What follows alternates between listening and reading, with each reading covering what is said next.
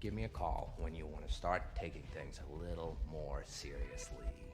Welcome to Black Angus Reviews, the place to be for new comic book readers. Comics are awesome. That's an understatement. Marvel Entertainment alone has the biggest and highest grossing franchise to date, even topping Star Wars at a total of $25 billion, and it's not stopping anytime soon. Not to mention all the previous ventures in film and certainly the comics and merch. DC, of course, has Batman and various degrees of success with other characters, and Amazon Prime has tapped into a few awesome indie stories like Invincible and The Boys. Most people in the modern day get into these characters and stories through film or gaming. The biggest hill to climb for those new to comics wanting to read the stories is the classic question: where do I start? There's so many continuities, reboots, relaunches, intersecting stories. The numbers don't always indicate what story it's a part of, and so on. I get it. My first comic was Spawn 241. I loved the film as a kid, and yes, I know, it's not very good, as well as the HBO cartoon. It didn't dawn on me right away that there was 240 previous issues, as well as various miniseries and spin-offs. Needless to say, that was a daunting realization. But don't worry. I myself am an inexperienced reader, so I think I can offer some ways that I've started and continue to use to dive deeper into this medium that I think can help. First and foremost, the biggest hindrance to achieving anything is effort. We're in an age that reading anything more than the length of a tweet is a chore. So the chief task is to get a book in your hands or on your phone or tablet and get your nose in it. Be in the right mindset. To enjoy these stories, you'll have to invest some time and effort. You don't jump into Lord of the Rings when Gollum falls into Mount Doom. You start in the Shire. Take your time and just get a feel of how an issue flows. Maybe just observe the pictures first, then go back and then start reading the bubbles. That means go to your local comic store or a thrift shop, or if you have no money, the library. I cannot stress this point enough. Use the library. Your tax dollars are already supporting it, so get something out of it in return. Most libraries have a graphic novel section, so you can find collected stories on a character or story arc easily, and it's alphabetized.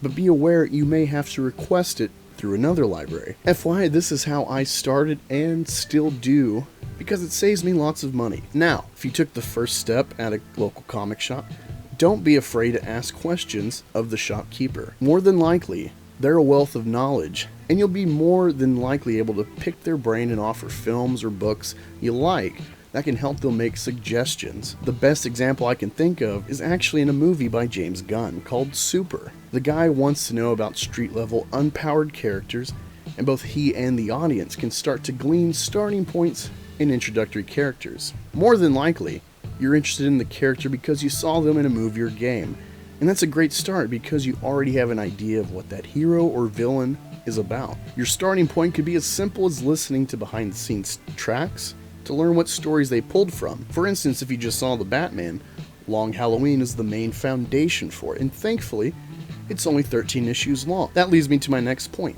Don't overwhelm yourself. You may have loved the Infinity War film, but it's not the most newcomer-friendly story. While it's mostly contained in itself, the Infinity Gauntlet story is an event intersecting the Avengers, the X-Men, and more, and really needs the previous story of the Thanos quest in the Silver Surfer continuity to really understand and appreciate how he got the Gauntlet, why the Surfer is warning Doctor Strange, and so on. Event stories are a crossroads in their respective universes, and you'll just panic yourself that it's too much and likely be discouraged. Another tool at your disposal is the internet. If you don't know where to start on a character, there's plenty of top 10 lists ranking the best fan love stories, and a lot of the times, those are in single collected volumes.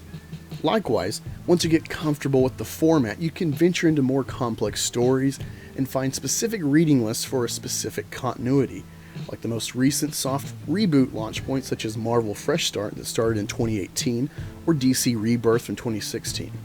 Again, this is what I'd recommend for a more graduated reader, as usually there are key features carried over from previous iterations for the universe or specific characters. The final key strategy I'd offer newer readers that are more comfortable is finding creators or artists that resonate with you.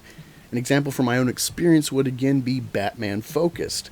Jeff Loeb and Tim Sell made The Long Halloween, and after enjoying that, I noticed they had other works done together, leading me to Superman for All Seasons, a character I'd otherwise have no interest in, and Catwoman When in Rome.